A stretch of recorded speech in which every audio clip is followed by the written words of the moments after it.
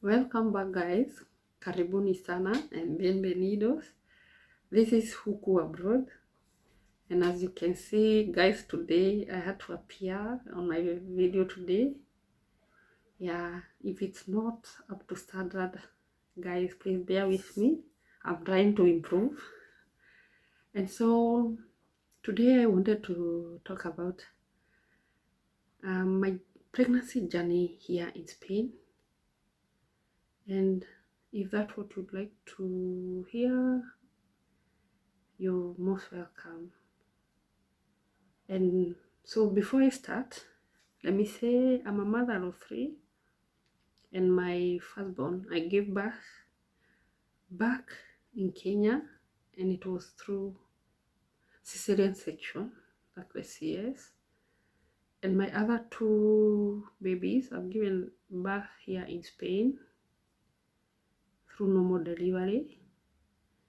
And so my journey started when I got pregnant, and I went to the family doctor, the one near just here at the clinic, and the family doctor referred me to gynecologist. And so at the gynecologist, they had to take my history, and after she took my history, she termed my pregnancy as a special case, being that I had given birth through CS, my firstborn, and here in Spain, CS is the last thing they do after they have tried everything. And this, I'm going to talk about the public hospital. That's where I have experience with. And so after terming my case as special, she started me by sending me to lab to have check, and I had a lot of checks, including the total blood count, urine test, ultrasounds. I was doing so many checks. And also now I started the clinics, and my first clinic was to check now the weight and the blood pressure. They follow those. And on the weight side, because my BMI was high, my gyna told me I really needed to not add weight during this pregnancy, and if I have to add, it should not be more than 500 milligrams, and if I add, it should not be more than 12 kilograms for the whole pregnancy journey. Yeah. And the other thing that was there was the ultrasound.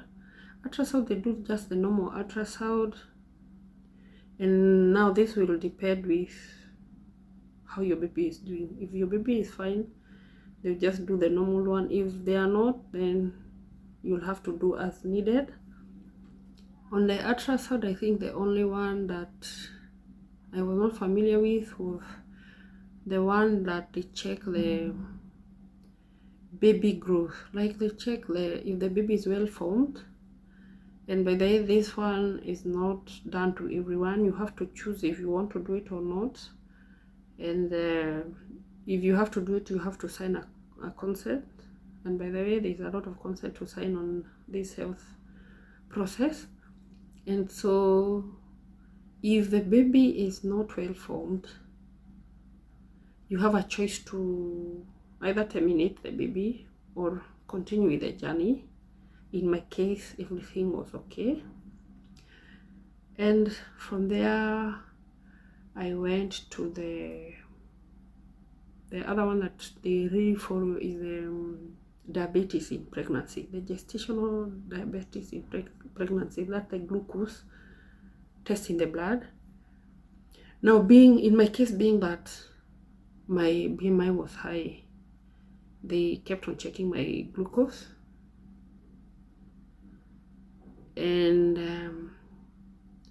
there is a normal one that they do, that is between 24 weeks and 28 weeks, and it's repeated at 32.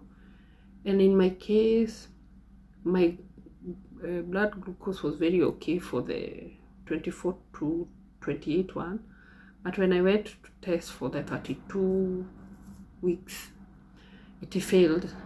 It was high. It was above 140 milligrams per deciliter, and so because it was not very high, they first decided to not give me the medication, and so we had to first change the diet. They also gave me a glucometer to go check it at home, and this I was to do in 2 weeks. And when I took back my results, they were very okay. And so for the first pregnancy, I went through to up to 37 weeks. When I went for my last ultrasound for my second born, she was weighing 3.7 something, and so this is very high. It was very high, and being that here I said before, they don't want us to go through the CS, so they don't let the baby go to 4 kgs, so that it becomes hard to push. And so I was planned for induction. In my second case, now the last born, the baby's sugar was very okay, but at 35 weeks, the ultrasound showed that my boy was taller, and also they had said that his diameter around his stomach was also reading high, and so this one I was started insulin. And after that, also I had a check on platelet. After the blood count, the test for the blood, my platelets were not bad, but since it's affected during pregnancy, they kept on checking it. And this one is a very important test because I think in Kenya they really don't follow this one, and it's becoming a problem because most of the women will really bleed to death. It's very sad, but here they really follow it up. And now from there I went to induction, being that now my baby was weighing more and the other one was longer. And something to note here is that, as I said, CS, here you can't plan for it, or there's no elective CS surgery. And so if it happens, it's the gynae to give a go ahead. And by the way, they will have to first try all the other methods before they go to the CS. And also the induction, you can plan for it. If you don't have a problem with your baby, they will wait until the normal contraction comes. And so for my case, both I went for the induction. And in the induction, they don't just start with the medicine. They started with the Foley catheter. The Foley catheterization is the one that they will put a catheter in your cervix, then they will inflate it with normal saline, and then they will wait if the catheter will start the contraction of giving birth normally. In my case, both time it didn't work, and so I went on to the normal delivery with the medicine. And by the way, the Foley catheterization, they will give you up to 24 hours, and then after that you'll go to now for the medicine. You'll be induced by medicine, and mine, when they induced the medicine, the labor started very well, but the progress was really slow. And being now that was my first pregnancy, I was going to give normally, and I opted for epidural, and so here epidural is also very free, but you can choose to have it or not to have it, and so I chose to do it. And so even the main reason why I had to do it, I say this because my pregnancy was progressing very slow, and then my induction with medicine was to be done slowly because of my CS case, and so they didn't want it to be too much. But now my epidural in the first case failed. When it failed, I continued with labor, but when my cervix had opened at 7 there, it was really painful, and this time they chose not to do the epidural again, but they gave me an injection, which was very okay. And by the way, I proceeded to giving birth. So that was the first one, and give birth normally. The second one, the epidural failed, but this time my birth process was not good. It was really painful. Starting from the catheterization felt really painful. When they were checking the cervix opening, it felt really painful too. And also when they were breaking the water, it was bad. It was also very painful. And so I opted for epidural even for the second one, and it didn't work. And so they kept on trying until the last time they tried was when now the contractions were coming closer, and I was just screaming with pain. And so they decided to do another epidural to try if it would go through. By luck, that one went through, and so give birth normally also the second born. And so you can hear my